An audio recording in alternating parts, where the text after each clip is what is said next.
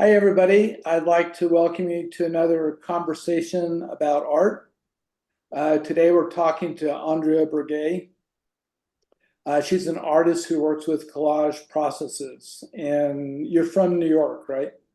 I am from New Yeah, York. Yep. yeah. So, my name is J. Allen Constant. I live in New Mexico, and my colleague is Paul Rowland from Tokyo. So we'd like to get started. I want first of all, I want to ask you, Andrea, how you got involved in art, how long you've been doing it, and any education you've had. Great. That's always a difficult question because it's kind of like what is the origin of being an artist? Um, I did study art formally at the School of Visual Arts here in New York. I studied painting and sculpture, although my work has shifted quite a bit since then. People's does. But before that, I was interested in art for a long time, and I trace my work with collage back to formative experiences as a child, often talking about using. There's a few different experiences. One of them I think about often is making things like alphabet books that I made as a child, cutting out things from magazines to categorize them for each letter of the alphabet, which was kind of a formative experience in using found materials to make something new and to create a book out of that. And books are a big part of my work. I also think a lot about puzzles with my work. And I had this other kind of activity that my mother had set up for me when I was a child, which was having multiple puzzles kind of set out with all the pieces mixed up and sorting them back to their original frames. So I think these kind of ideas that I'll talk about more about my work of using found materials and sorting and putting things together kind of came from a lot of early experiences. And as I was interested in art and in high school was, doing art courses and then went into college and studied painting, working with collage processes was always kind of something I was doing in the background because it was something that was kind of dear to me, but it wasn't part of my formal education so much at the time. So I always like to bring that into these talks about where my work comes from because it kind of came from this undercurrent of interest that I had, and and the paintings that I made were informed by it too when I studied that. But I think it's interesting to think about these all the things that come into the path. So, in making your collage pieces, do you ever introduce painting into it, or is it strictly collage at this point? At this point, I mostly use found materials in a painterly way. So I would say that, of course, my collages are informed by my experiences painting and looking at quite a lot of painting. But I don't typically paint into my collages. I do make painted paper to use in my collages. So I'm making materials that just comes into the work along with found things and collected things. So, let's look at some of your work now. So, this piece, All That's Prophesied, tell us about it and what we're looking at here. So I often talk about my work in terms of like scale from small to large. For some reason with this, I kind of went the opposite direction and started with the largest works. So these works are 30 by 44 inches. And most of my series of works are based on different scales of the way people look at printed materials, essentially. So there's work on books, there's works on postcards, there's works that kind of reference poster sizes. But these works I think of as referencing walls, and related to things like wallpaper and things hung on walls. This series from that this piece is from is called Requiems. And in that series, I reconstruct places and experiences through the lens of memory, emotion, and imagination. And these works integrate painted paper. So that's, as we were talking about before, all of the black area is a painted paper that I made with kind of an old paint that kind of wrinkled the paper in a way that I was looking for. So this painted paper alongside with personal collected materials from my collection of paper, and collage clippings. And some of the works in the series also have wallpaper samples in them. So these works integrate things like traumas and pain and loss with fragments of beauty that still remain. And like many of my works, they reference the inevitability of the passage of time and allude to loss that accompanies the passage of time, along with growth and rebirth that stems from it. So these works are very personal to me. There's kind of two strands of my work, some that are about personal experiences and some that are more about responding to materials.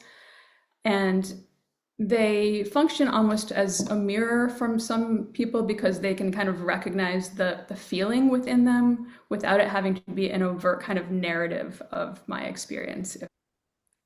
So you say this is a large piece. How do you decide when to make a large piece versus a smaller piece? There's this kind of this scale for this specific series of requiems is based on walls, as I feel like those kind of domestic spaces can convey an experience you can be within. And these works are more personal, so that idea of sharing my experience through this specific lens of kind of creating a work that references domestic spaces in this way is the choice in this specific work. So you'll see some of the other works and I can talk more about scale in relationship to that, but it's kind of the intention of creating the experience. Yeah, let's go to the next one, Paul. Okay, so for me, the color is strikingly different. How can you talk us through this one and maybe how it's different from the previous one we just looked at? So this is from the same series of requiems, and as I said, they're based on different experiences, and so the color in them functions in two ways. One is I'm trying to recreate specific memories, so I'm creating things like the painted paper based on whatever fleeting memory are still there, which is, I think, is part of what's interesting in these works, is that, you know, with memory, you can never fully reconstruct or trust what happened. So there's that, trying to recreate some part of memory. And then there's also color as a way to express kind of an emotional experience. So in the piece before, the black kind of covers over and envelops what's there, and some bits are peeking through. But here there's more kind of layers of complexity going on, weaving through the scene. It's a bit more tumultuous, of course, in its composition. So there's multiple energies happening and moving throughout. Here it's clear where the collage pieces that kind of reference the domestic scene are. Within the middle, there's a little vase of flowers and a kind of a wrinkled picture with a perforated edge and a little dresser drawer. So within this kind of tumultuous scene, there's these little bits of calmness or safety, or just like referencing what bits I might remember in this kind of moment. I'm fascinated by how much intention seems to go into your works after speaking to some other artists. Can you talk a little bit about intention and accident in your work? Yeah, that's an interesting question. You know, there's definitely a lot of intention in these specific works, like I said, that to convey kind of a specific experience or memory and the emotion of it. Yet there is quite a bit of accident or letting things happen as they will with the composition. And that I find very interesting in terms of being able to make something that kind of looks like it was naturally created, like the forces of nature could have blown the pieces, or it was weathered by water, or this kind of sense of decay, that it kind of came into being on its own in some respect without my hand being that visible, although my hand is incredibly, they're incredibly labored to manipulate the pieces in these ways. And even within this piece, there's so many things that I've done before making it, you know, these painted papers. There's actually hand painted paper in there on the bottom left corner, it was a collage of something else that was layered up and then cut apart. So there's so much in it, but I like a bit of kind of experiencing something that came into being, looks like it might have come into being in some other way, I think is just interesting and surprising to me. And of course, like most artists, it's like, I want to make something that's interesting to myself. And at the end, it's like, oh, that's kind of surprises myself even. So I think that allowing chance to come into it can create those moments of discovery or surprise that is really satisfying as an artist. So this piece, it does look similar to the first piece we looked at. Is there a relationship between the two, or is this a totally different piece? Yeah, it's a totally different piece. Although there's something about the, that kind of black paint and textural quality in the first one that appealed to me that I wanted to use again in another piece that was less intentional in the kind of backstory of it. So these pieces are in my Ruins series, and they are about half the size of the ones that we just looked at. So I think of these more as kind of like poster works. And they're more of collage drawings in the sense that they're not about a specific experience or memory, but they're more using materials to create a composition that evokes things kind of falling apart or coming together and playing with pieces and creating just kind of a satisfying composition that does something interesting and surprising, and playing with these kind of ideas in a different way. And within this one, there's a lot of different black paper too. So in the first one, there was that really thick black that was wrinkled, but here there's painted black paper, there's inked black paper, and there's black paper from different magazines and books that come together. So I was kind of playing with all these different values and tones coming together, and seeing what that would be like, just it's kind of a painterly approach to using values in collage. So as Paul mentioned, you seem very intentional in what you're doing. So when you start a piece, are you methodical or more intuitive? I mean, do you have a specific idea or memory you want to work with? Well, for the first two, yes. For that Requiem series, they have all specific memories. There's kind of a trajectory to those works. But in these works, it's not so much about memory or experience, but I have more of a composition in mind that I find appealing, that does something when I look at it that I feel is representative of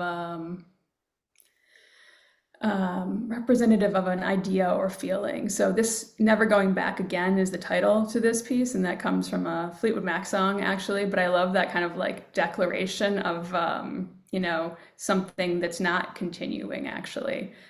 Yet the work has this little bit of like a curve to it that's almost like a cycle, but it kind of stops as well. So there's here this kind of relationship to an idea or a declaration or more of kind of a statement. That's where the intentionality comes from. Great. Okay, Paul, next one. I'd like to ask you a little bit more about composition, because you really seem to have the sense of structure of a piece planned out beforehand. Do you ever sketch on the paper beforehand? Is it just in your head? How did this one come about in terms of its composition and structure?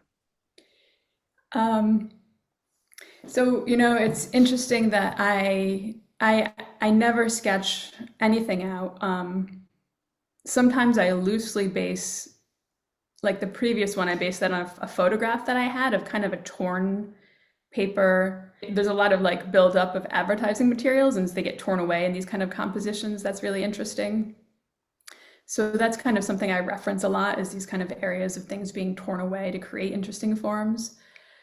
But they mostly come out of experimentation. So it's a really long process of putting papers together and attaching them and then taking things away and covering them up again to get to something that seems interesting and surprising and kind of has a meaning that I find relates to what I'm thinking about or wanting to say.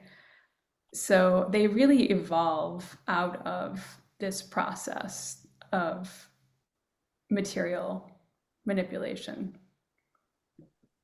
That makes a lot of sense. And I'm very intrigued about the connection to your environment. Can you talk a little bit about how you've been influenced by the environments you've lived in? Sure. I'm from Syracuse, New York, which is just central New York, and I think that there was a lot of the experience of kind of growing up in Syracuse is like a Rust Belt city and very wintry and a lot of landscape kind of trees and things like that. And I feel like that definitely filters in my work, this idea of like a landscape that I was once a part of. And that combined with living in Brooklyn for 20 years, which has where some kind of ideas of like torn paper that I've been talking about, where there's a lot of layers of posters and advertising and posters for shows and handbills and things like that coming up all the time, as well as of course like graffiti and that kind of seeing people creating things outside and then the decay of them has definitely influenced my work. It's kind of a really interesting way to walk through an environment and see like the hand of people doing things and then nature weathering it away. But the city has changed so much even in the time that I've been here. So there was a while that I was using torn posters in my work when my neighborhood was undergoing that kind of process, but it's kind of ended now. So there's less of that, and that work has changed as well. Also the color palette in this is way different than the first three we looked at. When you started, were you looking to create a whole different color palette from what we've seen? Yeah, I mean, I think that the color again can be so expressive, so it's interesting to do different things with it. It's interesting working with paper. There's so many, I make the painted paper for the previous ones, but when I work with paper from books and magazines, there's just so many values of white and off-white and yellowed white. So that kind of is something so interesting just to work with in the material itself. Although it's interesting, I've shown the previous one and this one together, and there still seems to be such an interest in people in like darkness being symbolic of a dark mental state and this one being like lighter and being symbolic of a positive mental state. So I had a show and they were at both ends and people thought the whole show was meant to say that at the end I was happier or something like that, which is not the intention at all. I think each one is kind of meant to stand alone and express a different thing that are all part of the complexity of experience. The title Acceptable Losses, I love that. I mean, I wish I had thought of that.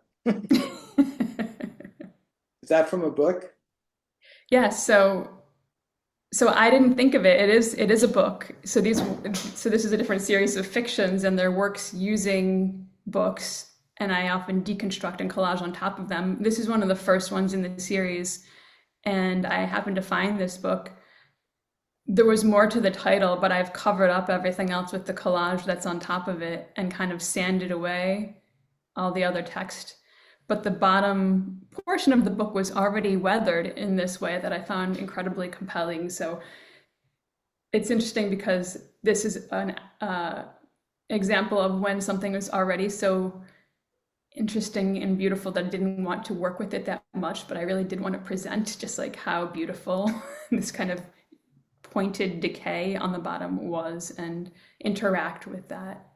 But yeah, Acceptable Losses, it was a very striking title, as many of the books I use are. So this is actually a book? It's a paperback book. Yeah. So there's depth to this piece? Yep. And do you glue the pages together to create more of a piece Yep. that is like stable, for lack of a better word? Yeah. So some of them, like this one, I often glue all the pages together and create a really sculptural effect with them. And for some of them, I just seal the edges over and over again so that it can not warp in this way that often happens when I glue all the pages together. Yeah, it depends on the effect that I want, but it does become like a solid book. So they're objects, they kind of function as paintings, collages, but also as objects.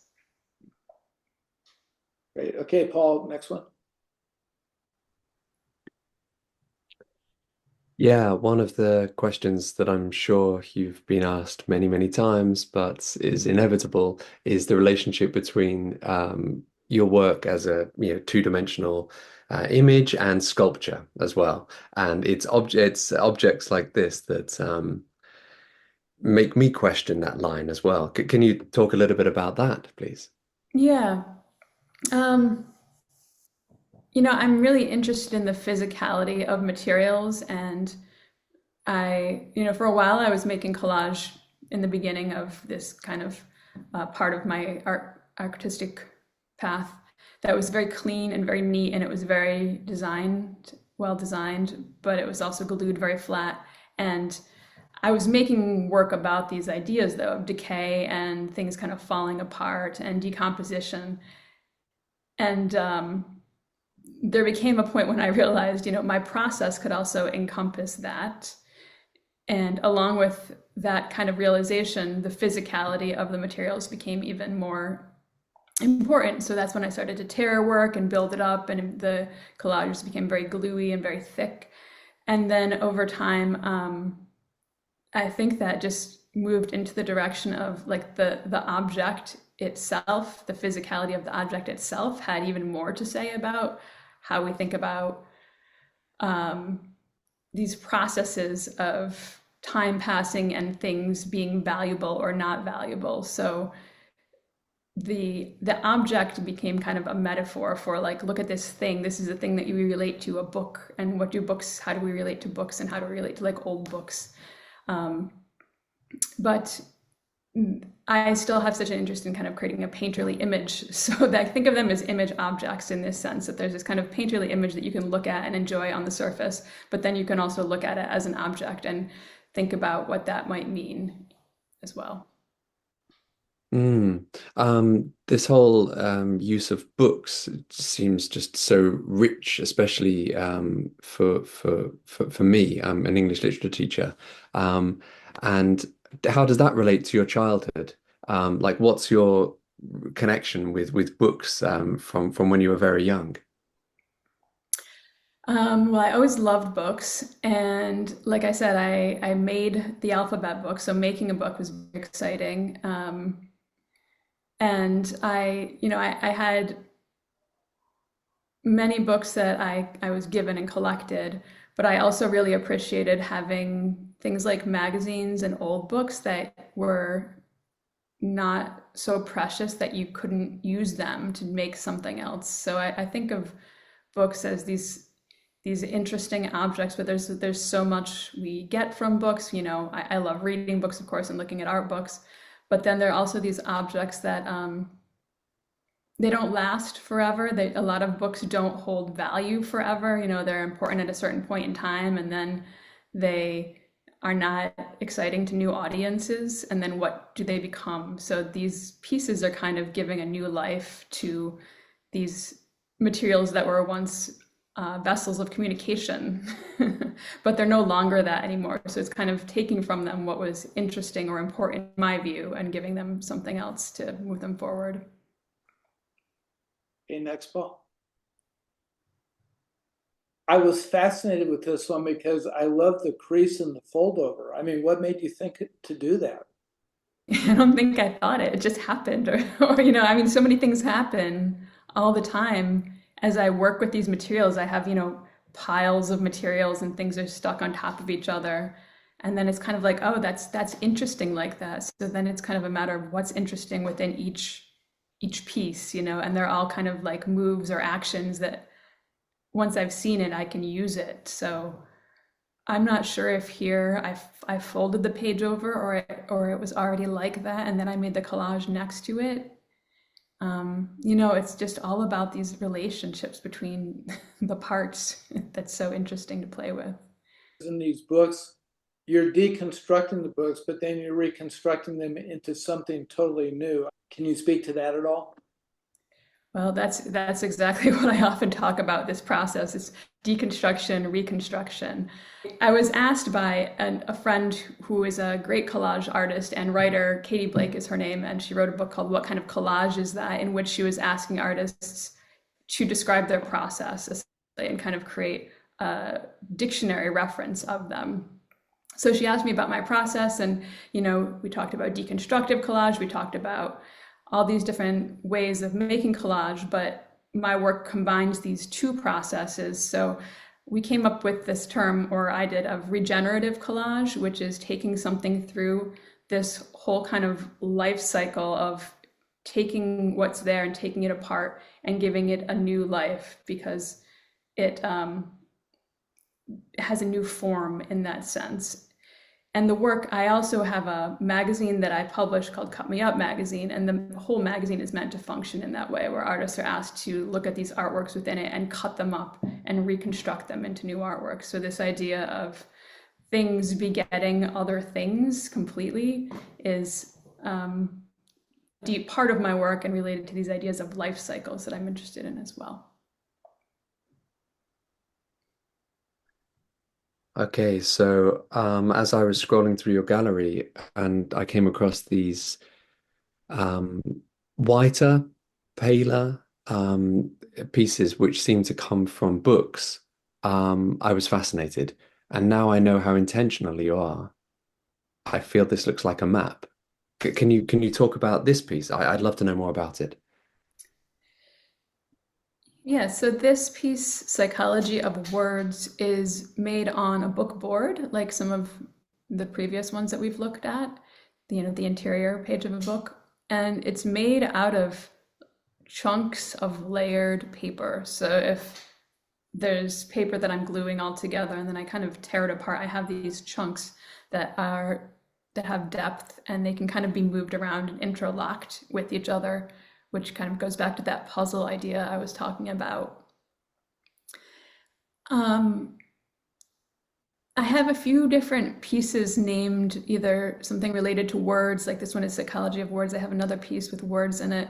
And just like I talk about the books being these vessels of information or communication that are no longer relevant, I think of sometimes words in that way as well. This kind of, when does language become unintelligible or lose its meaning? And so within this, you see bits of language, but it's either erased or juxtaposed, or only single letters are visible. And it does have kind of a mapping look to it. And I find that that often happens with these kind of interlocking shapes, that it just reads in our minds as things with boundaries and borders kind of coming up next to each other. So it wasn't so intentional to create a map, but it's definitely a kind of mapping. How much context or background information do you give in exhibitions to help viewers understand your work? That's a great question. Let's see. In group shows, there's often a statement, right? So I might share something like I've shared here about this piece. And in the last solo shows that I've had, I had a show in 2022. And for that show, which was a lot of the largest pieces that we looked at first, I was able to publish an interview that I had with another artist, Todd Bartel, and he did a beautiful interview because he's a very deep thinker as well, which brought up a lot of ideas for me to think about and share about my work. And we presented that next to the exhibition, which I thought was a great way to convey where a lot of the things are coming from without having to have kind of a long label next to each one. Yeah, so it's nice to be able to present in whatever way I can something to go along an exhibition. I give a talk at my last exhibition, which was earlier this year as well, about the work. I just love this title. I mean, the title for me just opens up a whole new world of thought, relating words to art. So where do these titles come from? Some of the titles, come from other sources. This one, I just came up with the psychology of words. Again, just thinking about language and kind of the pitfalls of language, or the way that language can be manipulative, I guess, in terms of psychology. So just like I put my collages together out of fragments, I actually collect a lot of words. I have these kind of lists of words of things that I'm thinking about, or things that resonate from songs or titles or things that I've read. And I often put those together as well to kind of come up with a new way to describe something that I'm thinking about from a way that's not so overt or direct. Because I really like the titles to, accompany the piece, bring some idea to it without describing it. It's hard to tell from the image, but is this piece built up? I mean, is there a depth to it, or is it kind of flat? It's kind of like the previous one. There's layers of paper, but there's also something happening with the image that creates depth. This one, like the previous one, a lot of the white areas are chunks of paper, and this central images are from a photography book. So this kind of linear depth within the photos is an interesting kind of play with the physical depth of the piece. And I really like working with the kind of physicality of collage materials and doing things like that, like building up actual depth while using images to create kind of illusionistic depth. And I have similar things I do with materials where, there might be a photograph of something that looks like paint, and then there's actual paint next to it. So this kind of playing with illusion is something really fun to do with collage. This is also a jewelry book in the background, which I found so fascinating because it's both like a shiny, precious object, but it also has this kind of form of little bits of flaking gold that kind of looks like a deterioration as well. So this kind of physicality of the image I thought really complemented the physicality of the papers as I tore them and added them. Okay, moving on. I really love it when artworks kind of flow over the edges. There's something anarchic and rebellious about it. What kind of role does that rebellious or anarchic spirit play in your work? I mean, as an artist, I guess that's who you are, but can you talk about that a little bit more? It's a good question. I think that there's a lot in my work about things that I think are kind of problematic, even in talking about like psychology of words or language, or just the way people can be manipulative, or different experiences can be seen as not worthy of being talked about, like experiences of loss or aging or the passage of time and things getting old. So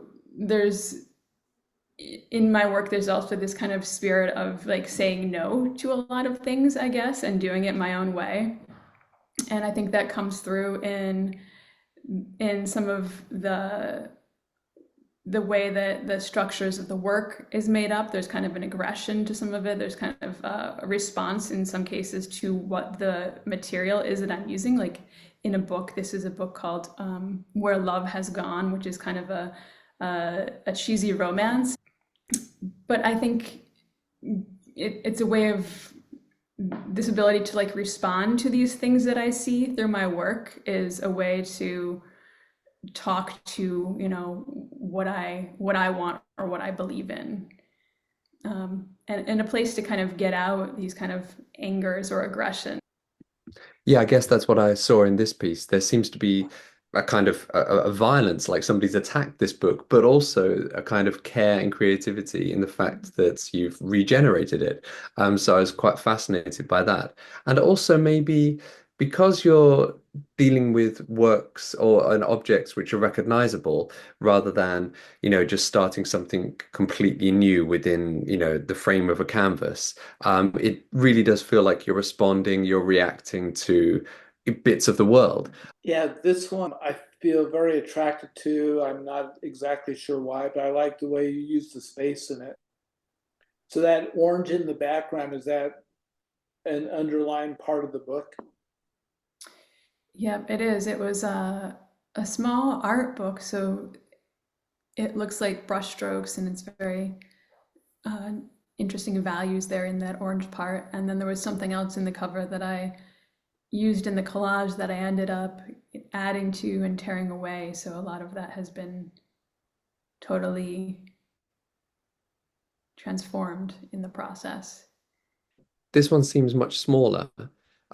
If you had an ideal exhibition to do whatever you wanted, which works would you include? What would the exhibition look like? I would love to have a space where I could kind of install the work in the kind of relationships that I'm talking about. Like I often show the books that I have on, you can see like this shelf behind me. So I often have the books on little shelves, and I'd love to have a setup that relates to, a library or a bookstore for the books. The other works that are large scale that are kind of like posters, those could be hung in relationship to them. Um, I'd love to show even like these small works in some kind of shelf or something like that. These are kind of, I have some works that are made on postcards, and these ones similarly are kind of like postcard size. So some kind of method of display that relates to that, just like looking at a small format paper in a vitrine or something. This one seems a little bit different than what we've seen before. Unlike most of the rest ones, this is the fastest collage of anything that you've seen in this slideshow. I made it at a Collage Fest, which is why that's part of the title. And it was kind of within a tables where there's just materials that everybody is sharing. So it's a very different collaging experience. For what it's worth, it reminds me of Cy Twombly. Oh yeah, yeah. I love Cy Twombly as well. Well, Andrea, you've heard lots of our responses and reactions. I'd really like to know some of the other things that people say when they visit your exhibitions. What are kind of the common questions and responses that you have? Oh, that's a hard one. That's a memory question. There's a wide array of responses. People find the work. I mean, even here, seeing it on a screen, I know that you're both very appreciative of it, which I appreciate. But especially seeing it in person, people tend to have very strong responses to seeing it and kind of feeling an emotion from it, from the kind of physicality and manipulation of the hand and just the kind of overall experiences that they create. It's interesting, I talk about them as mirrors in a certain way, and some of the works that have been most about things like loss have been very attractive to people who can see that within it. So there, if that's your own experience, you can connect to that, whereas some other people might appreciate it more for the kind of colors or composition, of course, which is like another way to think about the work. There's also a lot of attraction to, within the books, this kind of nostalgic feel to them. So all of the works relate to different, of course, types of imagery from eras in time of print media. So there's that connection as well, of like to eras in time or experiences in some of the work, the larger works of like what homes were like in different eras. And the books, the same thing, some of them relate to different eras, like the 80s or the 90s. So there's all these different things happening in them that I think people can find their own little strand and relate to, as well as, of course, just relating to them as artworks and understanding the process. Both this one and the one we just looked at, they feel very full of life and growth. Was that your intention? Yes, I made both of these using a catalog of irises that I had collected in New Orleans, which is an important place to me. And I made a little catalog of these works about the idea of resilience, because I ended up making most of them after I'd had a surgery and was home kind of recuperating. And so I didn't have my full studio to work in. And, flowers are very symbolic of that, of recovery, of growth, just of the kind of forms and colors that are inspiring to us. And so they were made in that kind of vein again of creating something that could be healing to myself, but also to others as well, in the way that work is shared in the end. Sounds great. I also want to ask you about your magazine. I think it's called Cut Me Up. That's a magazine that you started, Yep, Cut Me Up magazine. and you display other collage artists, or what's the purpose of the magazine? So Cut Me Up magazine is a magazine that I started with my artworks in the first issue, and I asked other artists just to respond to them and make their own artwork by transforming them. So it was a way for artists to respond to each other without having to translate ideas into verbal or written language. So instead of having to say, you know, oh, I like this piece, it reminds me of this, you could just have the piece and make something that responded to it. So it's a platform for this kind of engagement that I think is missing for artists, because everything has to go into another language.